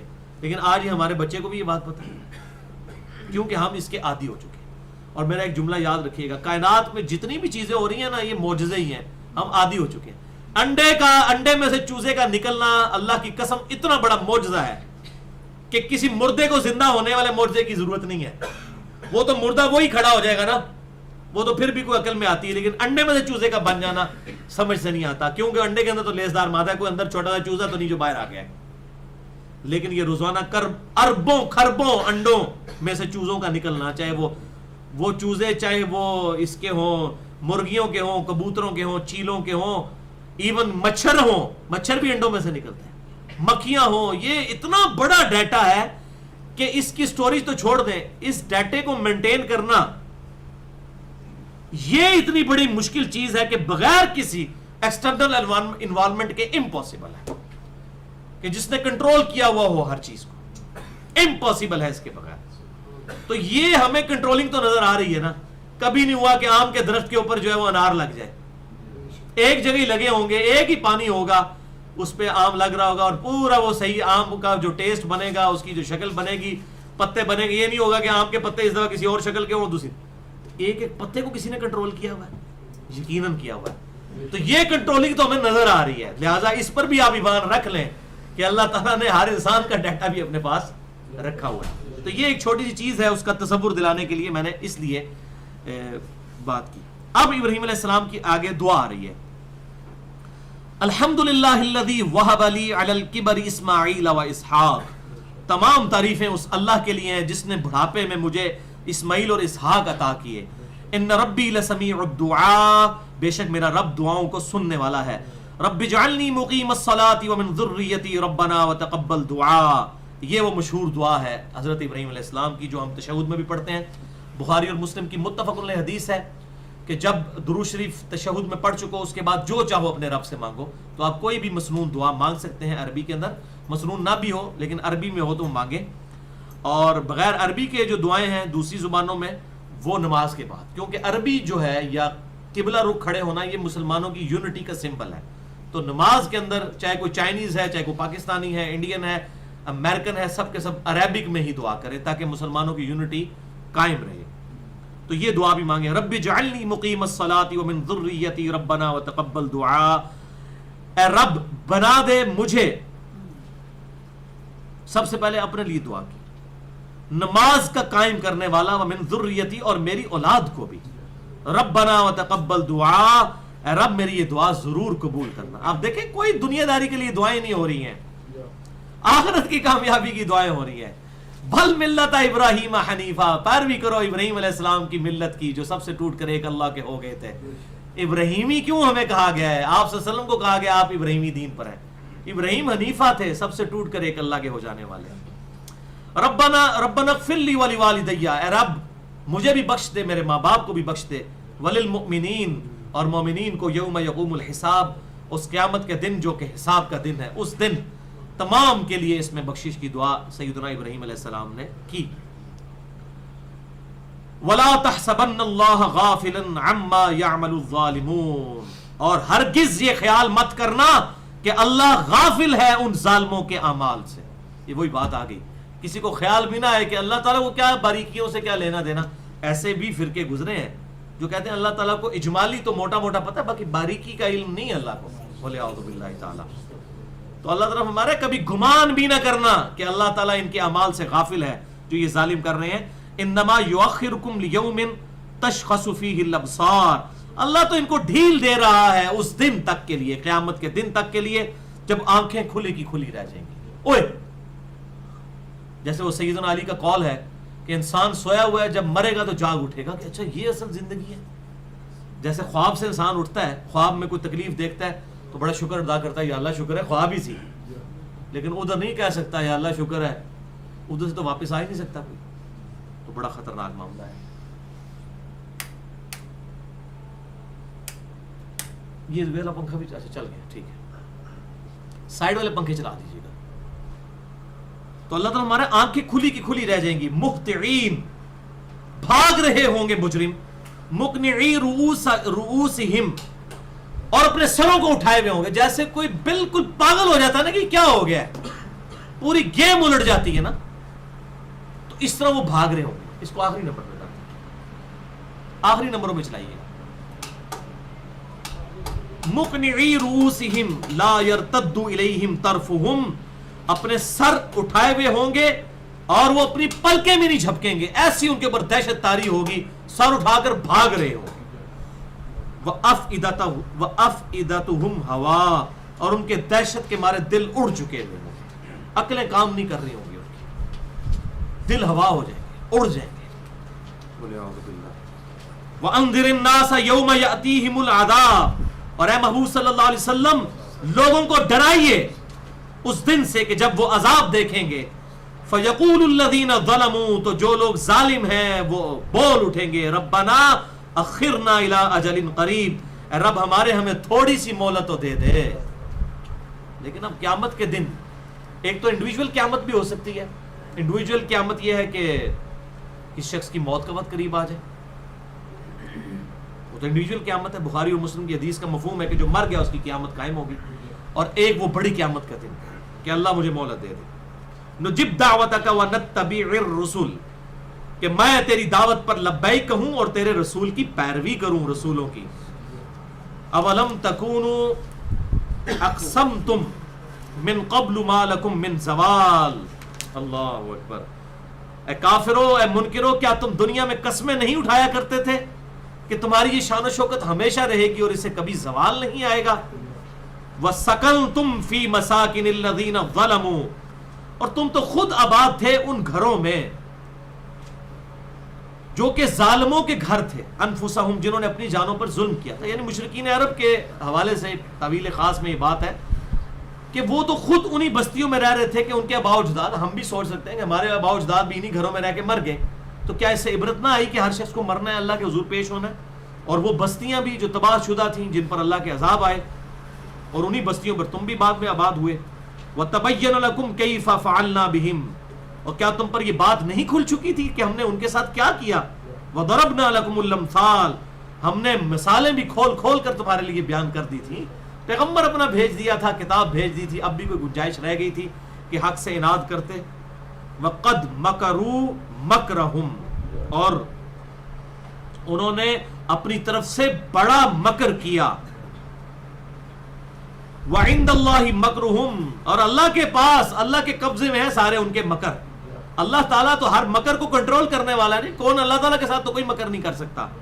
وَإِنْ كَانَ مَكْرُهُمْ لِتَزُولُ مِنْهُ الْجِبَالِ، اور انہوں نے تو ایسے سے مکر کیے کہ پہاڑوں کو بھی اپنی جگہوں سے اکھاڑ دیتے۔ یہ محاورتاً بات ہوئی ہے کہ پہاڑ بھی اکھڑ جاتے، ایسے ایسے مکر کیے۔ کیا مکر کیے آپ دیکھیں، ہمارے محبوب صلی اللہ علیہ وسلم کو کس طرح جان بچا کر رات کے اندھیرے میں نکلنا پڑا۔ اس وقت تو مشرکین عرب سمجھ گئے تھے نا کہ شاید یہ دعوت یہیں پہ ٹھپ ہو گئی، لیکن کس نے سوچا تھا کہ 13 سال میں جہاں صرف 125 بندے ایمان لے کر آئے، اگلے 13 سال کے اندر انٹرنیشنل لیول پہ اس شخص کی اللہ تبارک و تعالیٰ ایسی دھاک بٹھا دے گا کہ ساری دنیا دیکھے گی۔ کسی نے سوچا بھی نہیں تھا۔ اگلے 13 سال کے اندر پوری کائنات الگ ہو گئی، رومن امپائر بھی گر گئی، پرشین امپائر بھی گر گئی، 13-14 سال کے اندر یہ سارے معاملات ہو گئے۔ تو یہ اللہ تعالیٰ کی طرف سے خاص تائید تھی، اور یہ وہ تائید ہے جو بیسیکلی اس وقت اعلان عام تھا پوری دنیا کے لوگوں کے لیے کہ یہ غیر معمولی واقعہ ہے کہ ایک ایسا شخص کہ جس کے سب قبیلے والے بھی اس کے مخالف تھے، اور تھوڑی سی زندگی کے اندر اللہ تعالیٰ نے اس کو اس لیول پر پہنچا دیا کہ اس وقت کی بڑی بڑی سپر پاورز بھی اس کے سامنے گھٹنے ٹیک گئی۔ تو یہ اللہ کی تائید کے بغیر ممکن نہیں تھا۔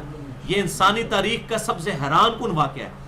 آپ اس کے علاوہ اگر تاریخ میں پڑھیں نا، جو بڑی بڑی امپائرز بنی ہیں وہ صدیوں کی محنت کے بعد بنی ہے۔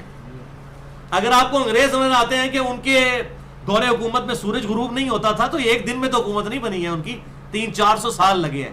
لیکن یہ محمد رسول اللہ صلی اللہ علیہ وسلم کے ساتھ معجزہ ہوا کہ ودن 10-20 ایئرز اللہ تعالیٰ نے ایسا معجزہ فرمایا غیبی تائید کے ساتھ کہ پوری دنیا کے اندر اسلام پہنچ گیا، اور انٹرنیشنل لیول پہ مسلمانوں کی دھاک بیٹھ گئی، حکومت بن گئی، اور 1000 سال تک مسلمانوں نے وہ عروج دیکھا۔ وہ شروع کی اس رومن امپائر اور پرشین امپائر کو گرانے کی برکت سے۔ تو یہ بہت بڑا معجزہ تھا، یہ غیر معمولی واقعہ تھا، اور اس کے بغیر تو ظاہر اسلام پھر پھیل نہیں سکتا تھا نا۔ اللہ تعالیٰ نے یہ غیر معمولی واقعہ اسی لیے کیا تاکہ لوگوں کو پتہ چل جائے کہ یہ واقعی اللہ کے پیغمبر ہیں۔ یہ بھی آپ صلی اللہ علیہ وسلم کی نبوت کی بہت بڑی دلیل ہے۔ انسانی کوشش سے یہ چیز پاسبل نہیں ہے۔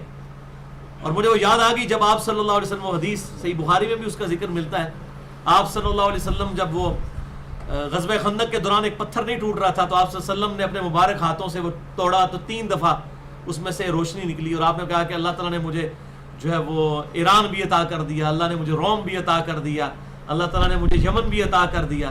تو وہاں پہ جو منافقین تھے وہ جو ہے مذاق اڑا رہے تھے کہ یہاں پر تو ہم ٹوائلٹ تک نہیں جا سک رہے کافروں کے ڈر کی وجہ سے کہ خندق کھودی ہوئی ہے، اور یہ کہہ رہا ہے کہ رومن امپائر گر جائے گی 2/3 ورلڈ پہ جس کی حکومت ہے، یہ جو جن کے پاس کپڑے بھی پورے نہیں یہ لوگ گرائیں گے. اور پھر وقت نے دیکھا نا، اگلے 10 سال کے اندر لوگوں نے دیکھ لیا نا کس طرح کیسر و کسرا کے خزانے جو ہیں وہ صحابہ کرام کے قدموں میں گرے ہوئے تھے. تو یہ بہت بڑا معجزہ تھا، یہ بہت بڑا معجزہ تھا، یہ معجزے کے بغیر پاسبل نہیں، ورنہ اور لوگ بھی اس کی مثال پیش کر سکے. تو آپ کی نبوت کی یہ بہت بڑی دلیل ہے کہ غیبی نصرت اللہ کی آپ کے ساتھ تھی. آپ صلی اللہ علیہ وسلم واقعی نبی برحق تھے الحمدللہ، اور نبی برحق ہیں قیامت تک کے لیے الحمدللہ. فلا تحسبن اللہ مخلف وعدہ رسولہ، اور تم یہ ہرگز گمان مت کرنا کہ اللہ تعالیٰ اپنے رسولوں سے کیا ہوا وعدہ جو ہے وہ اس کی مخالفت کرے گا. یعنی یہ وعدہ جو ہوا ہے نا کہ اہل حق کے لیے جنت ہے اور اہل باطل کے لیے دوزخ، تو یہ اللہ تعالیٰ نے وعدہ پورا کرنا ہے. ان اللہ عزیز ذو انتقام، بے شک اللہ تعالیٰ زبردست غالب اور انتقام لینے والا ہے.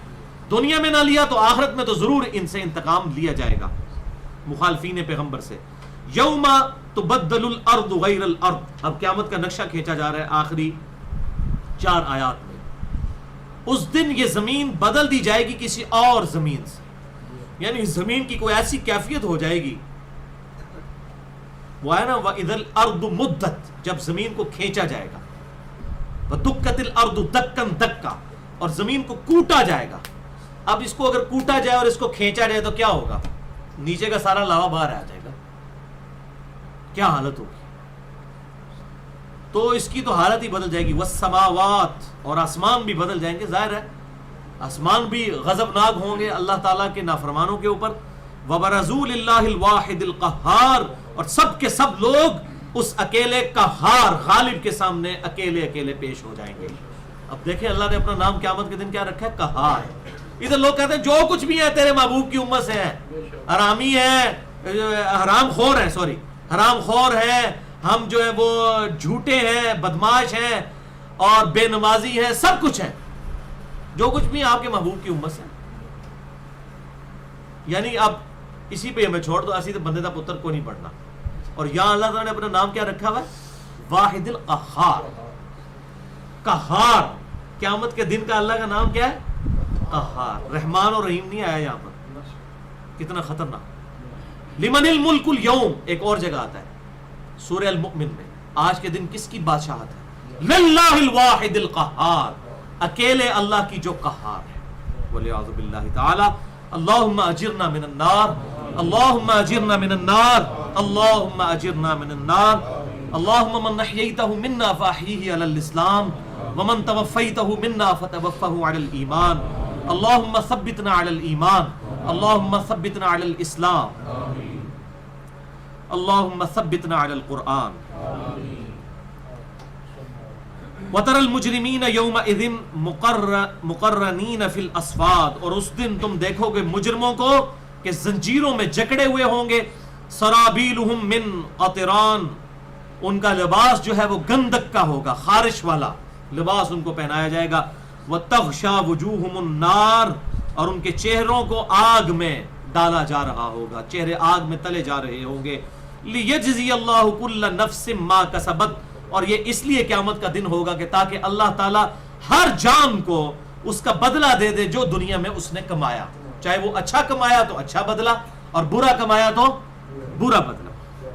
ان اللہ سریع الحساب، بے شک اللہ تعالیٰ جلد حساب لینے والا ہے. ھذا بلاغ للناس، ھذا بلاغ للناس، یہ تو ہے لوگوں کے لیے پہنچا دینا قرآن. یہ اوپن ایک اعلان ہے، لوگوں کو پتا چل جائے کہ بھائی کیا ہونے والا ہے آخرت میں. وَلِيُنذَرُوا بِهِ، تاکہ اس کے ذریعے ڈر سنایا جائے. وَلِيَعْلَمُوا أَنَّمَا هُوَ إِلَٰهٌ وَاحِدٌ، تاکہ لوگ جان جائیں کہ ایک ہی اکیلا واحد الہ اللہ ہے. واحد وَلِيَذَّكَّرَ اُولُو الْأَلْبَابِ، اور نصیحت حاصل کریں عقل والے. عشق دے چلے نہیں، عقل والے. انہوں بھی گالیاں، آخرت بھی گال چھڈی اپنی. عقل والے نے دنیا بھی بنائی اور آخرت بھی بنائی، تاکہ نصیحت حاصل کریں اس قرآن کے ذریعے اہل عقل. تو اللہ تعالیٰ نے عقل والوں کو کہا کہ انہوں نے ہی نصیحت حاصل کرنی ہے. اللہ تعالیٰ سے دعا ہے جو حق بات میں نے کہی اللہ تعالیٰ ہمارے دلوں میں راسخ فرمائے. اگر میرے منہ سے جذبات میں کوئی غلط بات نکل گئی تو اللہ تعالیٰ ہمارے دلوں سے معاف کر دے. کتاب و سنت کی تعلیمات پر اللہ تعالیٰ ہمیں عمل کر کے دوسرے بھائیوں تک پہنچانے کی توفیق عطا فرمائے. سبحانک اللہم و بحمدک، اشہد ان لا الہ الا انت، استغفرک و اتوب الیک، وما علینا الا البلاغ المبین.